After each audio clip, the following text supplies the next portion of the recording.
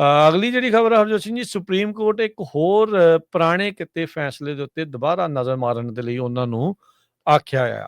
ਜਿਸ ਤਰੀਕੇ ਦੇ ਨਾਲ ਅਬੋਰਸ਼ਨ ਦੇ ਮੁੱਦੇ ਦੇ ਉੱਤੇ ਆਪਾਂ ਦੇਖਿਆ ਸੀਗਾ ਵੀ ਸੁਪਰੀਮ ਕੋਰਟ ਨੇ ਕਈ ਦਹਾਕਿਆਂ ਬਾਅਦ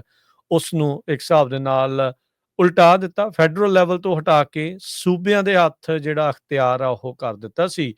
ਹੁਣ ਸੁਪਰੀਮ ਕੋਰਟ ਨੂੰ ਅਧਿਕਾਰਤ ਤੌਰ ਦੇ ਉੱਤੇ ਫਾਰਮਲੀ ਹੁਣ ਪੁੱਛਿਆ ਗਿਆ ਆ ਵੀ ਜਿਹੜਾ ਸੇਮ ਸੈਕਸ ਮੈਰਿਜ ਰੂਲਿੰਗ ਇਹਨਾਂ ਦੇ ਦੁਆਰਾ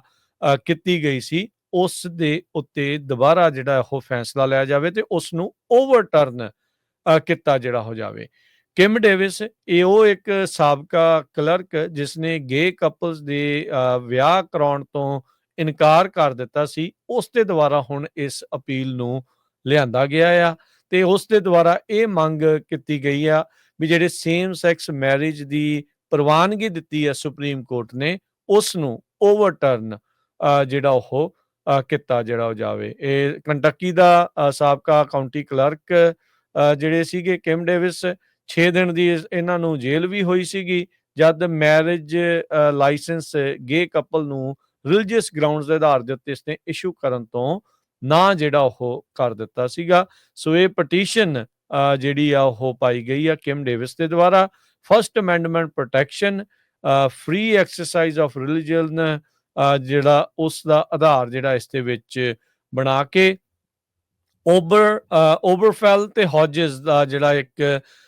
ਕੇਸ ਸੀਗਾ ਜਿਸ ਦੇ ਵਿੱਚ ਸੇਮ ਸੈਕਸ ਕਪਲ ਨੂੰ ਜਿਹੜੇ ਮੈਰਿਜ ਰਾਈਟਸ ਐਕਸਟੈਂਡ ਕੀਤੇ ਗਏ ਸੀ 14ਵੀਂ ਅਮੈਂਡਮੈਂਟ ਦੇ ਤਹਿਤ, ਤੇ ਇਹਨਾਂ ਦਾ ਦਾਅਵਾ ਆ ਵੀ ਉਹ ਕਹਿੰਦੇ ਵੀ ਉਹ ਟੋਟਲੀ ਗਲਤ ਸੀਗਾ ਤੇ ਇਸ ਕਹਿੰਦੇ ਵੀ ਗਲਤੀ ਨੂੰ ਠੀਕ ਕਰਨ ਦੀ ਜਿਹੜੀ ਉਹ ਜ਼ਰੂਰਤ ਆ। ਤੇ ਹੁਣ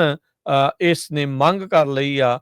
ਜਿਹੜੀ ਬੀਬੀ ਕਿਮ ਡੇਵਿਸ ਸੀਗੀ ਜਿਹੜੀ ਰੋਵਨ ਕਾਉਂਟੀ ਕੰਟਕੀ ਦੀ, ਵੀ ਇਸ ਨੇ ਕਿਹਾ ਆ ਵੀ ਸੇਮ ਸੈਕਸ ਮੈਰਿਜ ਜਿਹੜੀ ਪ੍ਰਵਾਨਗੀ ਮਿਲੀ ਆ ਉਸ ਨੂੰ ਵਾਪਸ ਲਿਆ ਜਾਵੇ, ਉਸ ਨੂੰ ਮੁੜ ਤੋਂ ਜਿਹੜਾ ਇੱਥੇ ਬੈਨ ਕਰਨ ਦੀ ਲੋੜ ਆ। ਸੋ ਬਹੁਤ ਸਾਰੇ ਜਦੋਂ ਸੁਪਰੀਮ ਕੋਰਟ ਦੇ ਜਸਟਿਸਿਸ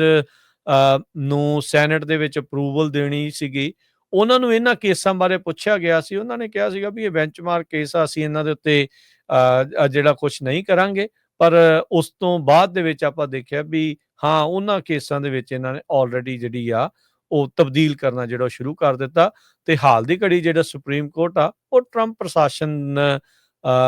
ਕਹਿ ਲਓ ਵੀ ਉਹਨਾਂ ਨੂੰ ਖੁਸ਼ ਕਰਕੇ ਬਹੁਤ ਸਾਰੇ ਅਜਿਹੇ ਫੈਸਲੇ ਜਿਹੜੇ ਉਹਨਾਂ ਦੁਆਰਾ ਕੀਤੇ ਜਾ ਰਹੇ ਆ ਜਿਸ ਦੇ ਨਾਲ ਟਰੰਪ ਪ੍ਰਸ਼ਾਸਨ ਜਿਹੜਾ ਉਹ ਖੁਸ਼ ਆ। ਸੋ ਆਉਣ ਵਾਲੇ ਦਿਨਾਂ 'ਚ ਇਸ ਉੱਤੇ ਹਰਜੋਤ ਸਿੰਘ ਜੀ ਦੁਬਾਰਾ ਗੱਲਬਾਤ ਜਿਹੜੀ ਉਹ ਸ਼ੁਰੂ ਹੋਵੇਗੀ।